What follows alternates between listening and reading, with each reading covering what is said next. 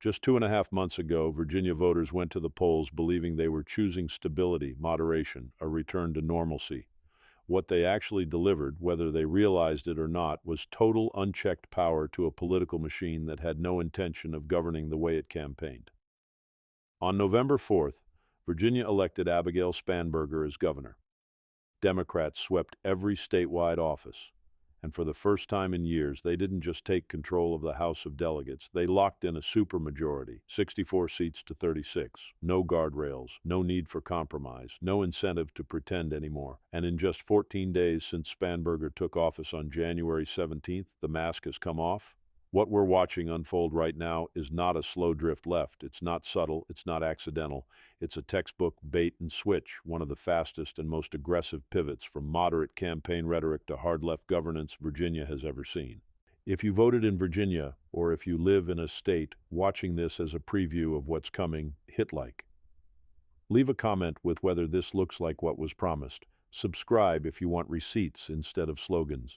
Because what's happening here isn't speculation. It's documented, time-stamped, and already in motion. Let's start with the campaign itself. You couldn't turn on a television or scroll your phone without seeing Abigail Spanberger's ads. Former CIA officer, tough on crime, worked across the aisle. A pragmatic problem solver who put affordability first. That word was everywhere, affordability. Groceries, gas, housing, healthcare. She didn't run as a progressive firebrand. She ran as a centrist antidote to polarization. Virginia voters bought it. She won by 15 points. Democrats didn't just win the governor's mansion. They captured lieutenant governor, attorney general, and expanded their House majority by 13 seats. This wasn't a squeaker. This was a landslide fueled by voters who believed they were choosing balance. What they got instead was retribution.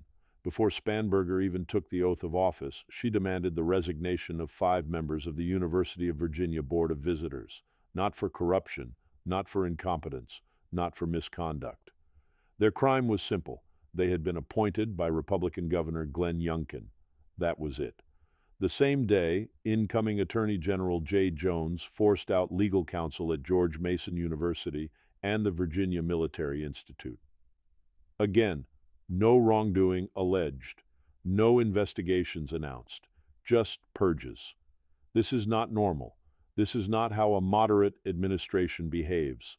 This is how power consolidates itself quickly, by removing institutional resistance before anyone can respond. Then came Spanberger's first official act as governor. Within hours of taking office, she rescinded Executive Order 47, Youngkin's directive allowing Virginia State Police and the Department of Corrections to cooperate with Immigration and Customs Enforcement when illegal immigrants committed additional crimes inside the Commonwealth. Let's be crystal clear about what this order did not do. It did not authorize random immigration checks. It did not target families. It did not deputize local police as immigration agents. It allowed cooperation after someone committed serious crimes, rape, murder, sexual assault, gang violence, drug trafficking. Youngkin implemented it after a series of horrific cases, an illegal immigrant raping a woman on a trail, another killing a college student in a drunk driving crash, another sexually assaulting a 14-year-old girl. Patterns, not anecdotes.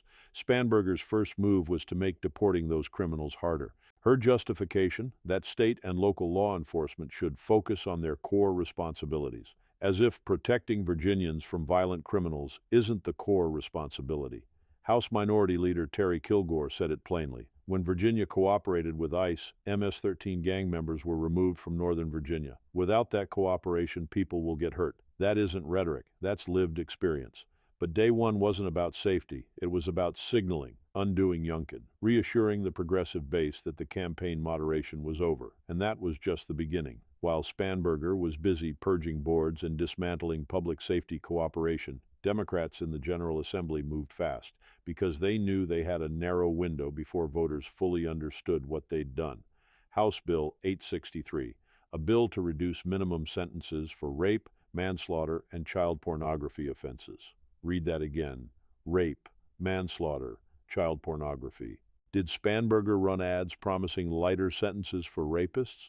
Did Democrats campaign on letting violent offenders out sooner? Of course not, because Virginia voters would have rejected it instantly. But once the election was over and the supermajority secured, the real agenda surfaced, and it didn't stop there. Democrats immediately began targeting affordability, the very issue Spanberger claimed was her top priority. New sales taxes on services like dry cleaning, taxes on deliveries from Amazon and Uber Eats, increased costs for everyday conveniences working families rely on. A $15 minimum wage mandate by 2028, sold as compassion, but guaranteed to raise prices and crush small businesses. Paid family and medical leave funded by new payroll taxes, more mandates, more bureaucracy, more costs passed directly to consumers. Gun control bills followed right on schedule. Bans on so-called assault weapons, magazine limits, new taxes on firearms and ammunition, fees on suppressors, not regulation, pricing people out of exercising constitutional rights. Environmental micromanagement crept in too. Proposals to ban gas-powered leaf blowers, expanded emissions programs, rejoining costly regional climate compacts that drive up energy prices, and then came election law. Democrats pushed to extend absentee ballot acceptance windows, internet-based voting proposals, restrictions on hand-counting ballots. Every change tilted in one direction: less transparency, more centralized control. All of it contradicted the campaign brand, every single piece. Then there's the Virginia Military Institute. VMI is not just another school. Founded in 1839, it's the oldest state-supported military college in America. It has produced some of the nation's most respected military leaders and public servants. It exists to form disciplined leaders, not ideological experiments. Democrats introduced a resolution to create a task force to decide whether VMI should continue receiving state funding. Why? Because it isn't diverse enough, because it resists ideological conformity.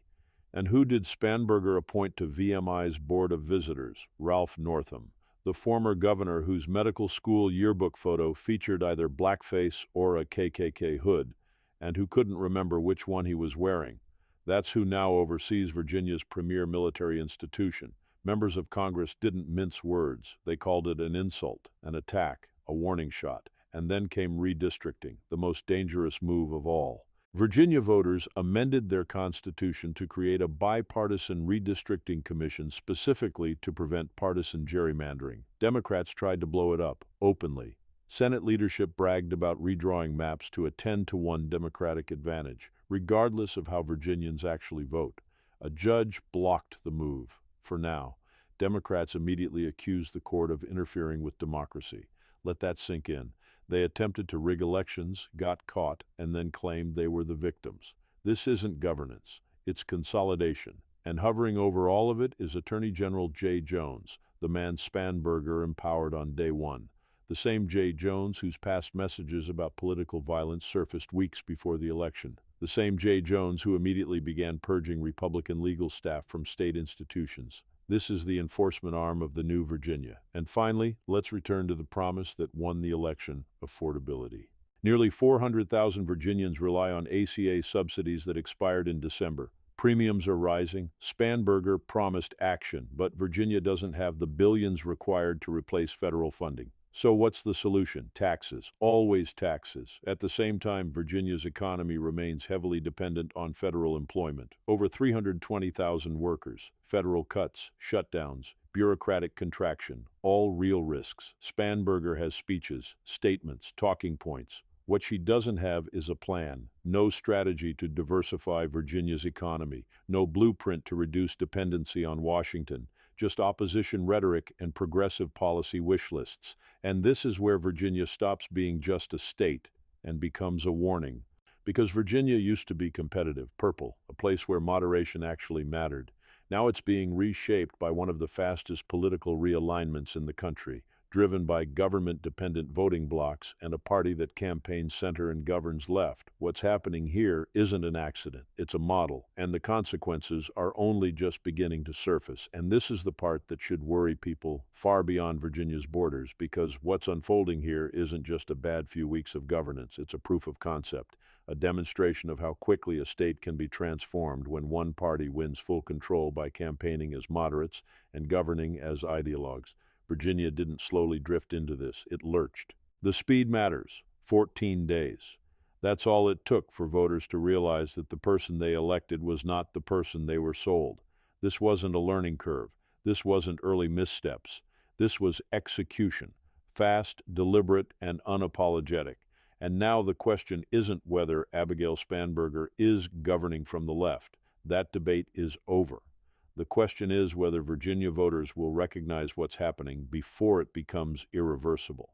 Because once power consolidates this completely, the next moves are always predictable. Let's talk about crime again, because this is where ideology collides hardest with reality.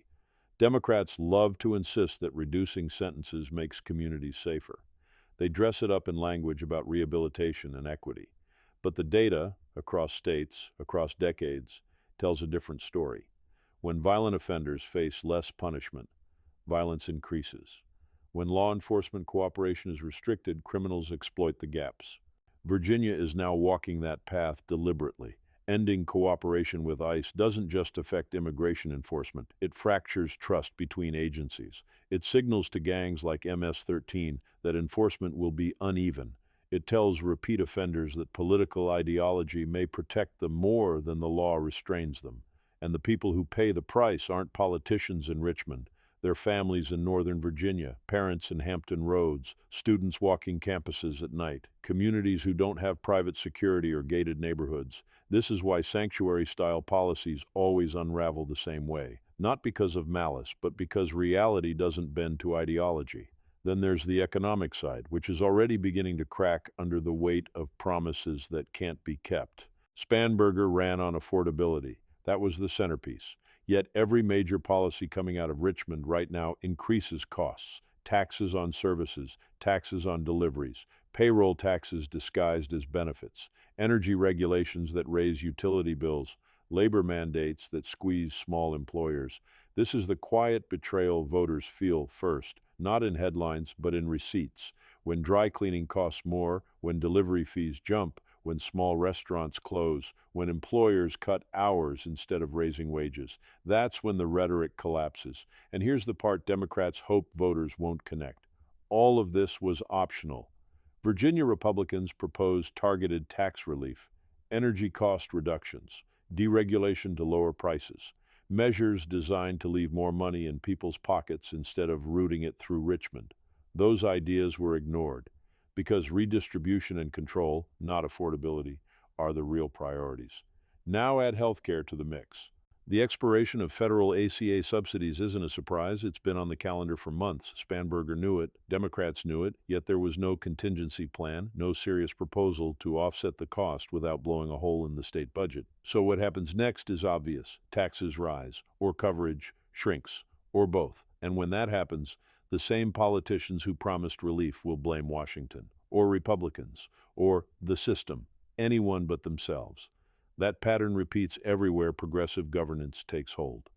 Now let's return to redistricting, because this is the clearest signal of intent. When a party tries to change election rules after winning power, it's not reform, it's entrenchment. Virginia's redistricting commission exists because voters demanded it. They amended the Constitution to stop exactly what Democrats attempted, drawing maps to guarantee power regardless of voter sentiment. Yet within weeks of taking control, Democrats tried to override that system. They didn't hide it. They bragged about a 10-to-1 map. They said the quiet part out loud. That's not governance. That's regime behavior. And while a judge stopped them, for now, the attempt itself tells you what comes next.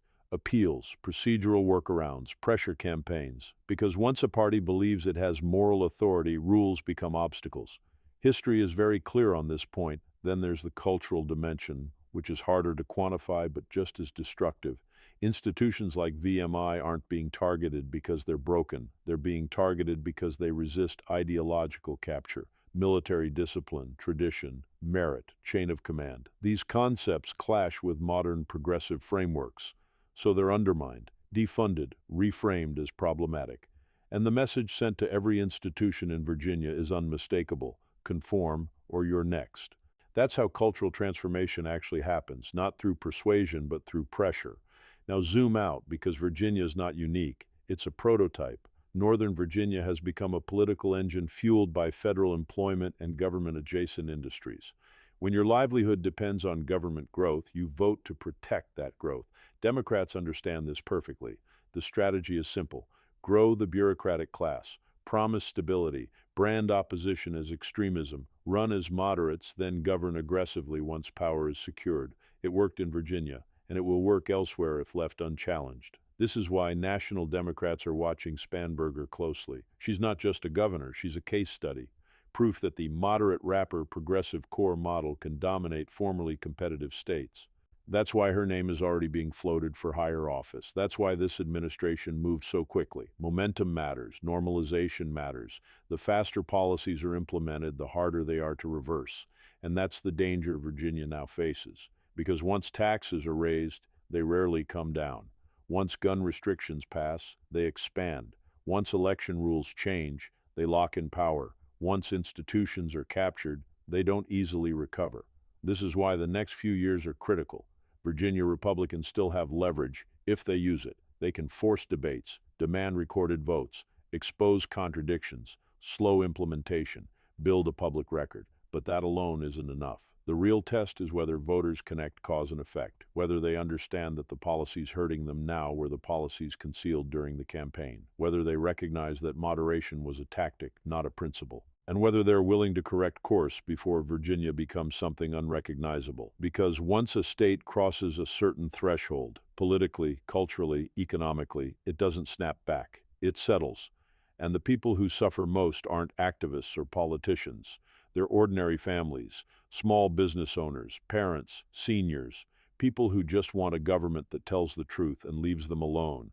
Virginia didn't just vote for a governor, it voted for a governing philosophy, and now it's living with the consequences. The only question left is whether this moment becomes a warning or a template. Because if this bait and switch goes unchallenged, if this transformation becomes normalized, then what's happening in Richmond today will be happening in other state capitals tomorrow. And by the time voters realize what's been lost, the machinery of power will already be locked in place. That's what collapse really looks like, not a single dramatic failure, but a rapid sequence of irreversible decisions made under the cover of moderation. Virginia is now at that crossroads, and what happens next will tell us whether voters still have the will or the memory to stop it.